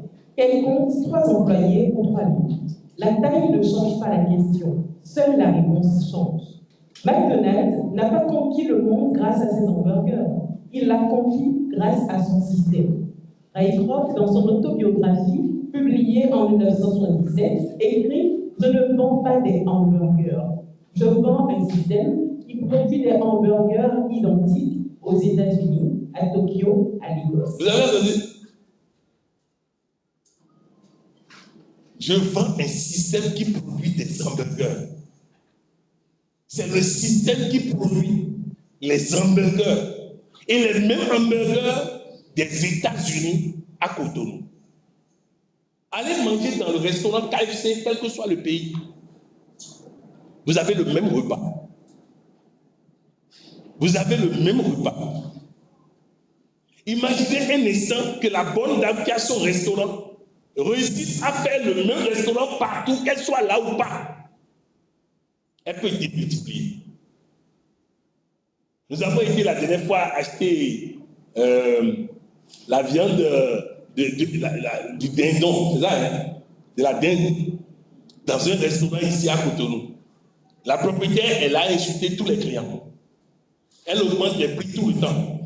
Mais on est là. On est ensemble. On est là. Maintenant, oui, imaginez qu'elle réussisse à dupliquer ça. Parce que il y a le trafic est là, le client est là. Qu'elle réussisse à faire ça dans plusieurs quartiers. Sans que ça ne dépende d'elle. C'est ça qu'elles n'arrivent pas à faire. Ce qui fait que le business est bon, mais il n'est pas duplicable. Le business est bon, mais il n'est pas duplicable. Il faut que le business soit duplicable. Il faut que ton business soit duplicable. Tu ne peux pas conduire un seul taxi et devenir riche. Tu dois t'organiser pour organiser un système de taxi. Tu ne peux pas avoir un seul restaurant et devenir milliardaire. Il faut que tu t'organises de manière à ce que le restaurant fonctionne sans toi. On va dire que les employés volent. Oui, parce que tu n'as pas encore inventé le système qui fera que personne ne peut voler. On est ensemble? Tu n'as pas encore inventé. On dit souvent que c'est le propriétaire même qui a la caisse. Mais il y a des systèmes aujourd'hui informatisés où la personne paie à la caisse avant d'aller prendre. Donc tu as la maison, tu vois ta comptabilité. Dans un courrier.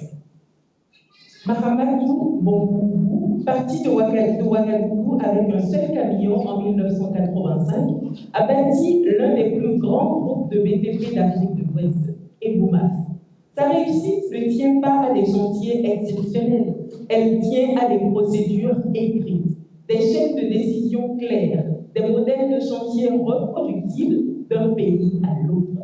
Eboumas construit aujourd'hui des routes au Burkina Faso, au Bénin, au Togo, au Mali et en Côte d'Ivoire avec le même système. Parfois, même, c'est des gens qui n'ont même pas été à l'école. Mais comment peut-il développer son entreprise pour qu'au même moment, il ait des marchés au Bénin, des marchés au Togo, des marchés au Burkina, des marchés au Mali, des marchés en Côte d'Ivoire, des marchés ici, au même moment? Parce que ça ne dépend pas de lui. C'est à ça que vous devez aspirer. Parce que vous pouvez travailler longtemps, vous fatiguez, vous épuisez. Vous ne réussirez à faire qu'une seule chose, créer une entreprise qui s'arrête le jour de votre retraite.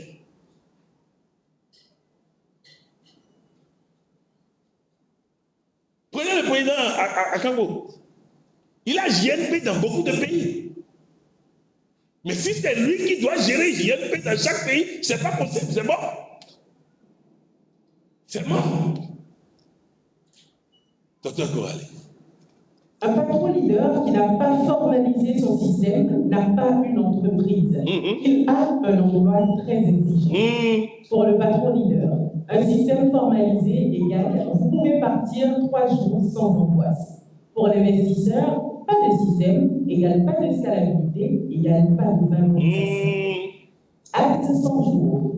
Repérez les 3 frictions systémiques qui vous coûtent le plus en temps et en énergie. Documentez-les. Concevez le système. Les 3 frictions, les 3 difficultés qui reviennent tout le temps. Documentez-les. Faites en sorte que ça devienne mécanique de savoir ce qu'il faut faire. Et responsabiliser qui de droit pour décider. Responsabiliser qui de droit pour décider. Aujourd'hui, j'ai voulu tester le système que le président Akagbo a mis en place ici à la CCIB. J'ai demandé à mon chauffeur de venir visiter la salle et de voir si tout fonctionne bien. Il est venu, il a vu un portier, il a parlé au portier. Le portier lui a dit, je vais t'amener vers une personne qui doit prendre la décision pour que tu ailles dans la salle. Il était surpris d'entendre déjà ce niveau de décision lui demander, est-ce que tu as vu votre représentant, le code ESI, qui t'a autorisé à voir la salle?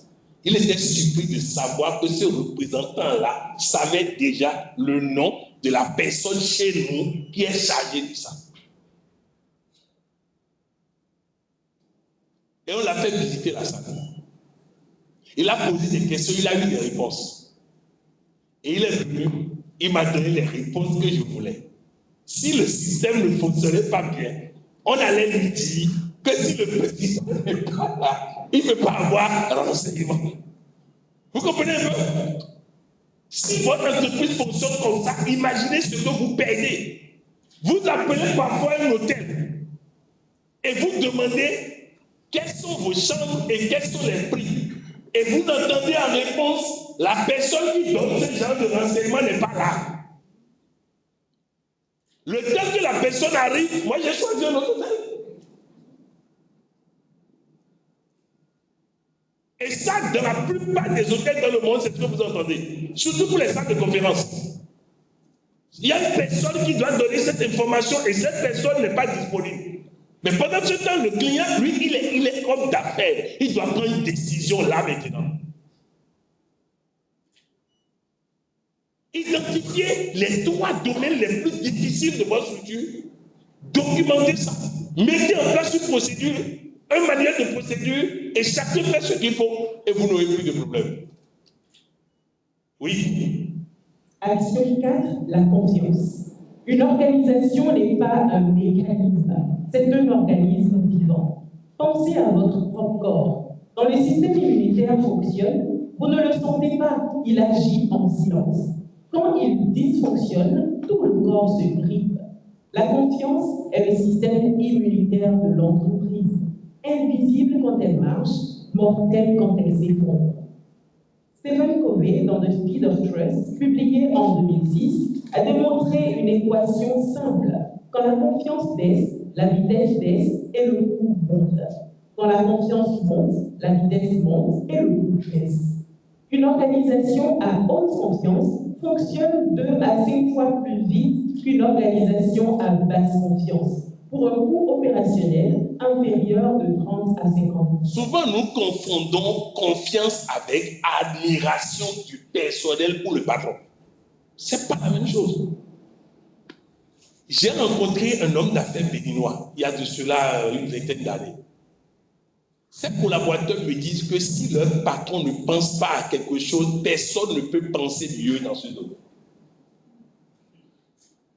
L'entreprise a fait faillite. C'est-à-dire qu'ils sont en train de dire, nous avons fermé notre cerveau à nous. Nous, on est là pour rien. Personne, qui s'appelle Patrick Amapoyon, personne ne peut à lui tout seul connaître. Je donne l'exemple du Bénin. Pourquoi Patrice Talon a réussi? Beaucoup n'ont pas fait attention. Quand il est venu au pouvoir, la quasi-totalité des ministres qui ont fait 10 ans avec lui, ils ne les connaissaient pas quand il venait au pouvoir.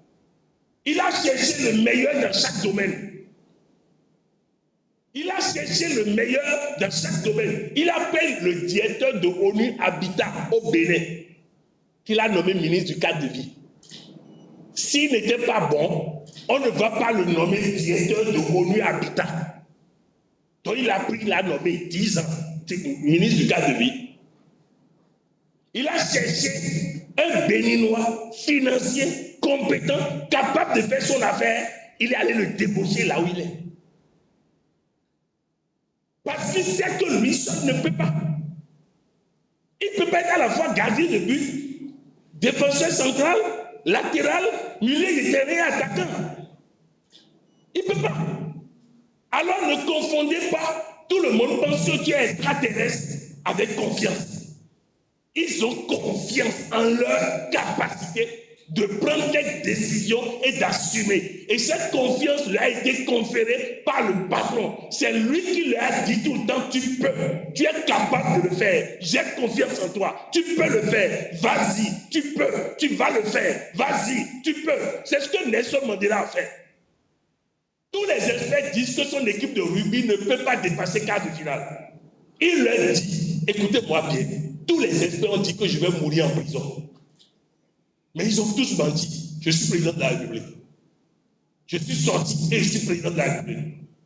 Donc écoutez-moi bien, ça dépend de vous et moi. Si nous créons les conditions, nous gagnerons tous les matchs.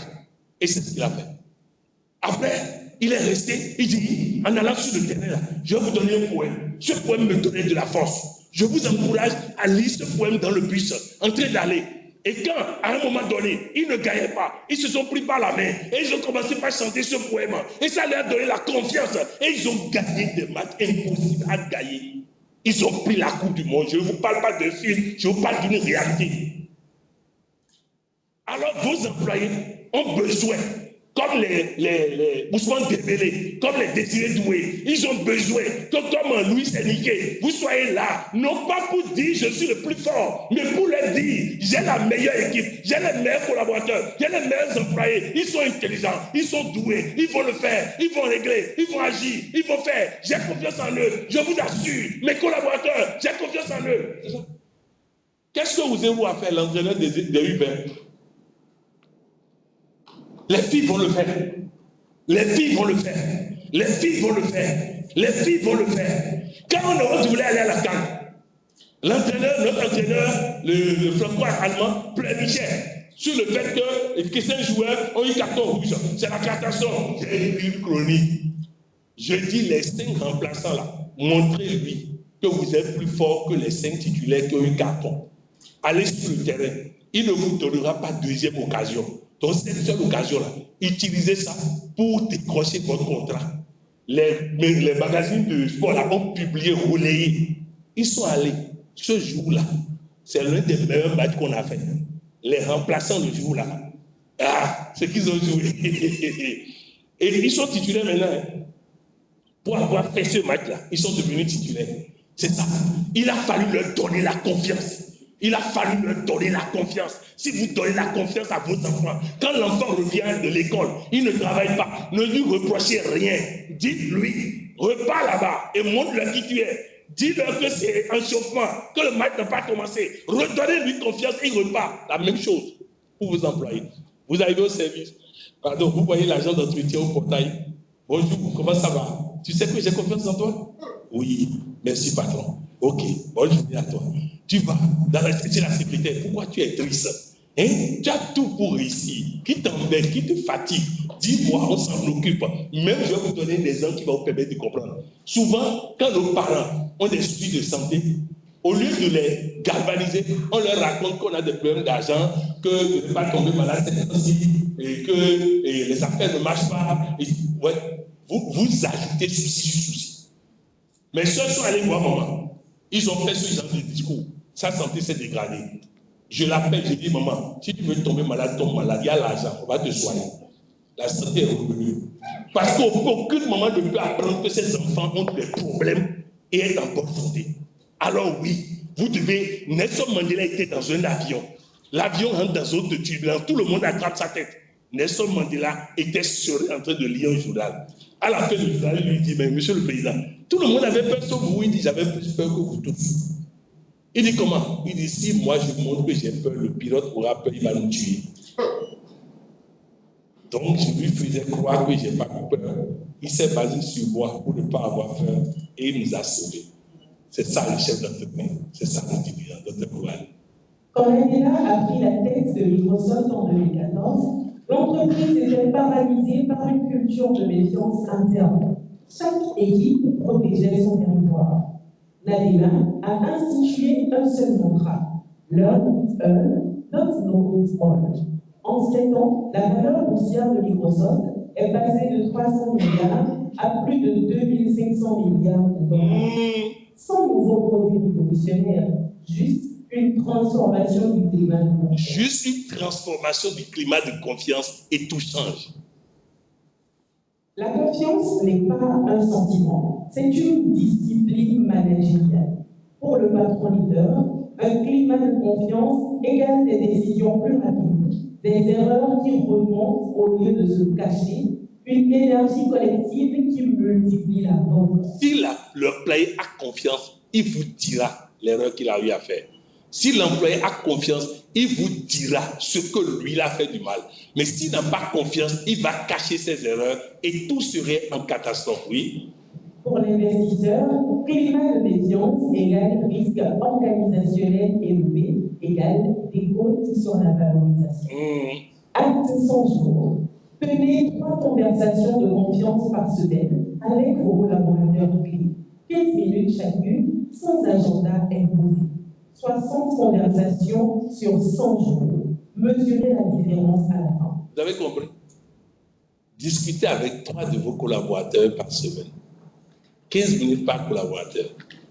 Et vous changez la physionomie de votre entreprise. Ils ont besoin de savoir qu'ils sont importants. Sous les ICRK, l'un des meilleurs journalistes du monde s'est retrouvé stagiaire à Radio Néderlande et il a fait 2 ans de stage. Un jour, il a fait le journal par intérim. Après le journal, on l'informe que le PDG veut le voir. Il va dans son bureau, il voit le PDG pour la première fois pendant 2 ans qu'il travaillait là-bas. Il n'avait pas encore décidé de le faire promouvoir. Il n'avait pas besoin de le voir. Il s'est installé devant lui et il lui demande, si je te nomme patron de Radio Néderlande Afrique, est-ce que tu peux gérer? Et il répond, si j'ai votre confiance, oui. Vous avez entendu? Si j'ai votre confiance, oui. Et le monsieur dit, Imbécile, si tu n'as pas ma confiance, tu ne serais pas assis devant moi. Et il dit, donc je vais gérer. Il dit, très bien. Il part, il prend l'ascenseur. Il dit non. Il revient derrière. Il dit à la secrétaire, je veux le revoir. La secrétaire l'introduit. Il dit, patron, affectez mon ancien patron ailleurs. Je ne peux pas le diriger. Il dit, considère que c'est fait. Il prend l'ascenseur. Avant d'arriver en bas, le personnel en bas était déjà informé qu'ils ont un nouveau patron. Il sort de l'ascenseur, on était déjà en train de l'applaudir. Il est le nouveau rédacteur en chef de Radio Indépendante Afrique. Il est resté à ce poste jusqu'à sa retraite. Quand il a pris la retraite, le PDG dit, laisser quelqu'un comme ça aller à la retraite, c'est une perte. Nommer le manager à vie de Radio Indépendante Afrique. Voilà comment il est parti de Radio Indépendante. Le monsieur l'a écouté dans un seul journal et il a détecté du talent. Mais ce talent ne peut pas s'éclore sans confiance. Il l'a reçu dans son bureau. Il n'a pas envoyé quelqu'un lui dire.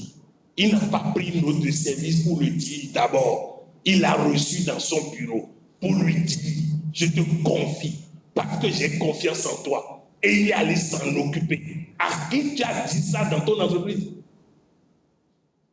À qui j'ai dit ça dans mon entreprise? J'ai confiance en toi. Va et assume. Va et montre de quoi tu es capable.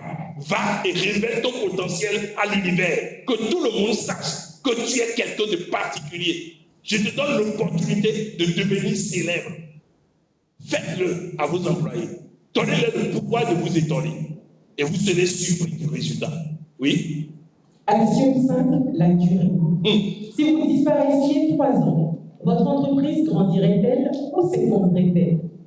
Voici la question qui distingue un patron leader de l'opérateur. L'opérateur fait tourner, le patron leader construit ce qui tourne sans lui. Jim Collins, dans Built to Last, publié en 1994, étude sur 6 ans, portant sur 18 entreprises ayant survécu plus de 50 ans, a établi un constat qui devrait être affiché dans chaque bureau de patron leader. Les entreprises qui durent ne sont pas celles qui ont eu le meilleur fondateur. Ce sont celles dont le fondateur a su devenir architecte du temps après lui. Vous le savez maintenant, l'œuvre véritable de Steve Jobs n'est pas l'iPhone. C'est le fait qu'Apple, plus de 15 ans après sa mort, continue à innover, à croître et à dominer son marché. Il a transmis non pas des produits, mais un système de pensée et de décision. Aliko Dangote, l'industriel nigérian le plus riche d'Afrique, a déclaré publiquement dans plusieurs interviews entre 2022 et 2024 qu'il consacrait désormais une part majeure de son temps, non plus à l'opérationnel, mais à la transmission systémique de son groupe, parce qu'il sait que l'empire qui dépend d'un homme n'est pas un empire, c'est un risque.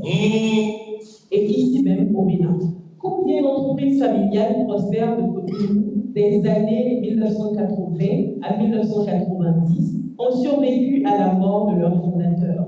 Combien sont aujourd'hui des coquilles vides parce que le fondateur n'avait pas construit la durée? Cette question n'est pas une accusation, c'est un avertissement aux générations actuelles. Construire un actif, c'est construire ce qui vous survit.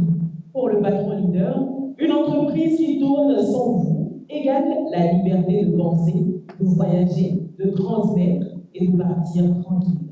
Pour l'investisseur, une organisation autonome égale valorisable, cessible, transmissible.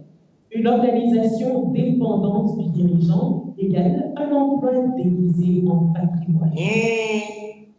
Acte 100 jours. Bloquer 3 heures par semaine de non-intervention assumée. Pendant 100 jours, 3 heures pendant lesquelles vous ne prenez ni téléphone, vous ne recevez personne et vous laissez l'entreprise fonctionner. Au début, ça va être difficile, mais progressivement, ils vont apprendre à se débrouiller. Je vais vous donner un exemple. Un pasteur du Ghana, à son assistant qui est venu lui annoncer qu'ils ont amené un fou et il doit venir prier pour le fou. Alors le pasteur va vers la chambre où le fou était a poussé son assistant dans la chambre et a fermé la porte à clé.